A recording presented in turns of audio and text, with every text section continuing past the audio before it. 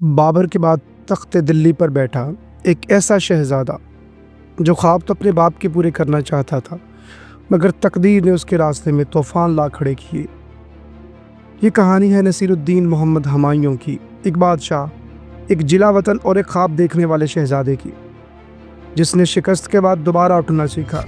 دوستو، اگر آپ تاریخ کے ان سنہری ابواب کو جاننا چاہتے ہیں تو ابھی سبسکرائب کریں، کیونکہ آج ہم چلیں گے ہمایوں کے ساتھ اس کے سفر پر جو قسمت، ہمت اور صبر کی کہانی ہے۔ تاریخ کے صفحات پلٹے تو ہم بابر کی زندگی میں ایک چمکتا ہوا ستارہ دکھائی دیتا ہے، اس کا بیٹا نصیر الدین محمد ہمایوں۔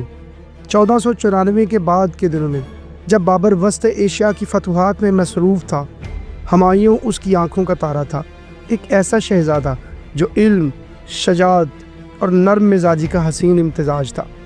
ہمایوں کا بچپن دربار بابر کے ماحول میں گزرا، جہاں تلوار کی جھنکار کے ساتھ کتابوں کی خوشبو بھی تھی۔ بابر خود اس کے استادوں میں شامل تھا، جو اسے صرف جنگ نہیں بلکہ حلم، برداشت اور انصاف کے اصول سکھاتا رہا۔ چھوٹی عمر میں ہی ہمایوں نے جنگ کا ذائقہ چکھا۔ بابر نے اسے اپنے ابتدائی معرکوں میں شریک کیا تاکہ وہ اقتدار کے اصل معنی سمجھے۔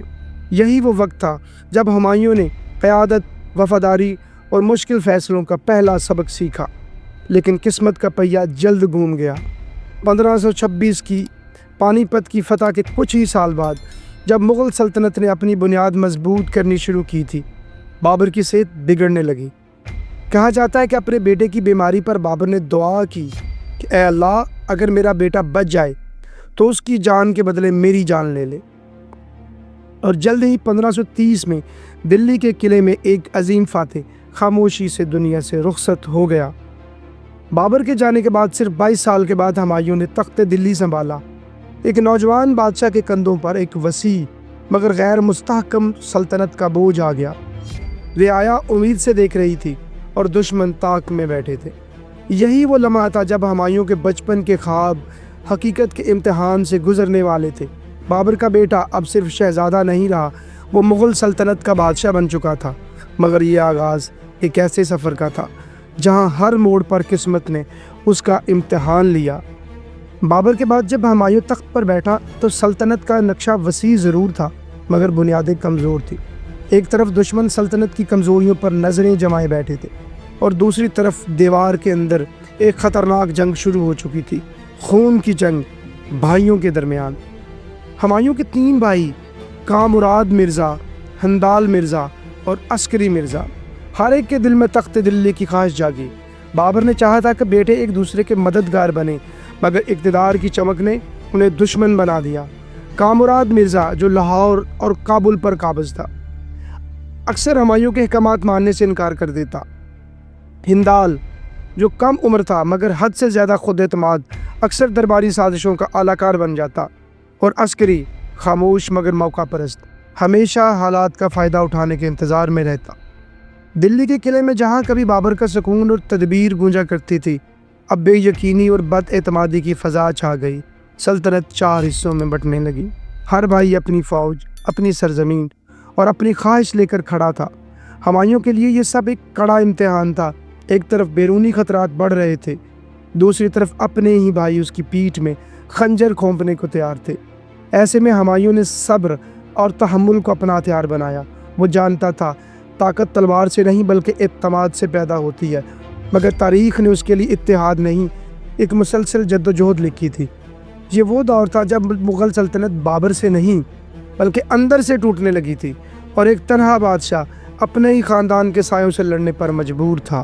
جس وقت ہمایوں اندرونی سازشوں میں الجھا ہوا تھا، سلطنت کے ایک کونے میں ایک نیا ستارہ ابھر رہا تھا، شیر خان سوری، جسے لوگ شیر شاہ سوری کے نام سے بھی جانتے ہیں۔ یہ وہ شخص تھا جو نہ کسی شاہی خاندان سے تھا، نہ اس کے پاس خاندانی تخت یا خزانہ، لیکن اس کے پاس تھی عقل، تدبیر اور جنگ کا غیر معمولی تجربہ۔ وہ بہار اور بنگال کے میدانوں سے اٹھا اور رفتہ رفتہ اپنی حکمت اور بہادری سے ایک زبردست طاقت بن گیا۔ ہمایوں کے سامنے اب صرف ایک باغی نہیں بلکہ ایک منظم فوجی قوت کھڑی تھی، ایک ایسی قوت جو نظم، ہتھ کنڈوں اور حکمت عملی میں مغل بادشاہ سے کہیں آگے تھی۔ پہلا بڑا تصادم ہوا چوسا کے میدان میں، جہاں شیر شاہ نے پانی کے بہاؤ اور زمین کے نقشے کو اپنے حق میں استعمال کرتے ہوئے ہمایوں کی فوج کو حیران کر دیا۔ یہ جنگ محض شکست نہیں تھی، یہ مغل اقتدار کے لیے پہلا زلزلہ تھی۔ پھر آیا کنوج کا میدان، جہاں قسمت نے دوبارہ ہمایوں کا ساتھ نہ دیا۔ شیر شاہ سوری نے حیرت انگیز چالیں چلیں اور دلی کا تخت ہمایوں کے ہاتھ سے پھسل گیا۔ تاریخ کے صفحات پر لکھا گیا، ایک مغل بادشاہ اپنے ہی ملک میں در بدر، اور ایک عام سپاہی شیر شاہ سوری جس نے اپنی عقل و عزم سے ہندوستان کی تقدیر بدل دی۔ یہ وہ لمحہ تھا جب ہمایوں کے لیے سب کچھ بکھر گیا، لیکن اس شکست نے ایک نئے سفر، جلا وطنی اور واپسی کی بنیاد رکھ دی۔ شیر شاہ سوری کے ہاتھوں شکست کے بعد ہمایوں کے لیے ہندوستان کی سرزمین تنگ ہو گئی۔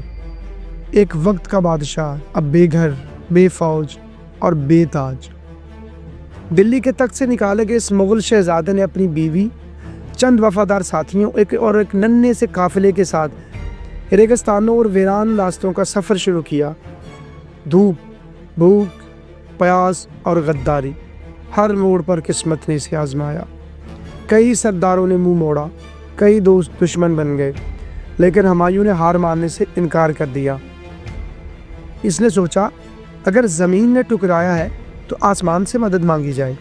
آخرکار وہ پہنچا ایران کے بادشاہ شاہ طہماسپ صفوی کے دربار میں، ایک شکست خوردہ بادشاہ ایک اجنبی ملک میں، مگر قسمت نے جہاں اس کے لیے نئی راہیں بنائیں۔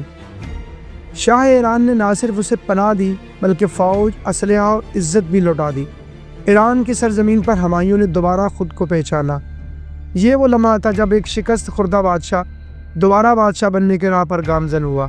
ریت کے طوفانوں اور آنسوؤں کے درمیان ہمایوں کے دل میں ایک نیا سورج طلوع ہو چکا تھا، واپسی کا سورج، امید کا سورج، جو ایک دن دوبارہ دلی کی فضاؤں کو روشن کرنے والا تھا۔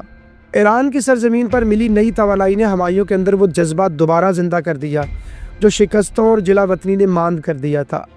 شاہ ایران کی مدد سے ہمایوں نے ایک نئی فوج تیار کی، وہ فوج جو اب قسمت کے خلاف جنگ لڑنے والی تھی۔ سال تھا 1555، تاریخ کا وہ لمحہ جب ہمایوں نے ایک بار پھر ہندوستان کی سرزمین پر قدم رکھ دیا۔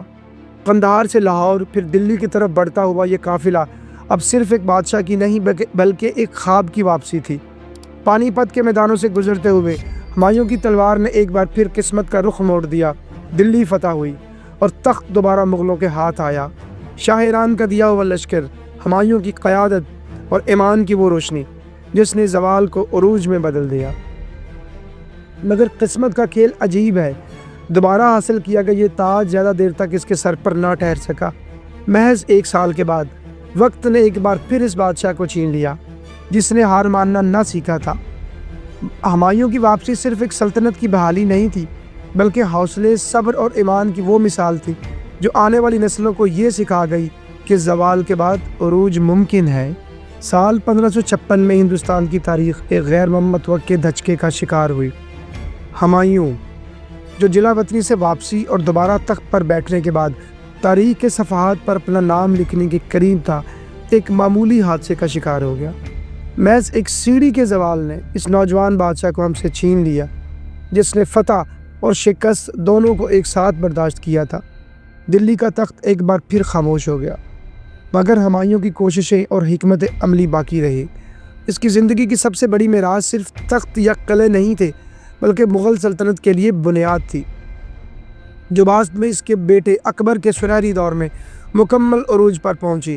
ہمایوں نے ہمیں یہ سکھایا کہ طاقت صرف فوج یا زمین سے نہیں آتی بلکہ صبر، حکمت اور مستقل جدوجہد سے تاریخ رقم ہوتی ہے۔ اس کی زندگی، شکستیں اور کامیابیاں مغل سلطنت کی عظمت کا پہلا ستون بن گئی اور آنے والی صدیوں میں اکبر کی شان و شوکت کی بنیاد رکھی۔ یہ ہے نصیر الدین محمد ہمایوں، وہ بادشاہ جس نے مشکلات کے طوفان میں بھی ہار نہ مانی اور اپنی نسل کے لیے ایک سنہری راستہ چھوڑا۔ دوستو، یہ تھی کہانی نصیر الدین محمد ہمایوں کی، ایک نوجوان بادشاہ کی جس نے شکست، جلا وطنی اور مشکلات کے باوجود اپنی سلطنت کو دوبارہ قائم کیا اور آنے والی نسل کے لیے راہ ہموار کی۔ ہمایوں کی زندگی ہمیں یہ سکھاتی ہے کہ حقیقی طاقت صرف تخت اور فوج سے نہیں ہوتی بلکہ صبر، حکمت اور مستقل جدوجہد سے پیدا ہوتی ہے۔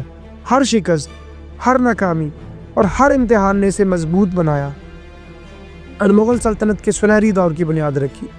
اور اب تاریخ کے اگلے باب میں ہم دیکھیں گے اکبر، وہ عظیم مغل بادشاہ جس نے نہ صرف ہندوستان کو فتح کیا بلکہ سلطنت کو عروج اور جلال عطا کیا۔ دوستو، اگر آپ تاریخ کے سنہرے ابواب اور مغل بادشاہوں کی کہانی دیکھنا چاہتے ہیں تو سبسکرائب کریں، بیل آئیکن دبائیں اور ہمارے ساتھ اس سفر کو جاری رکھیں۔ تاریخ کے اس سنہرے سفر میں ہمارے ساتھ شامل رہیے۔ شکریہ۔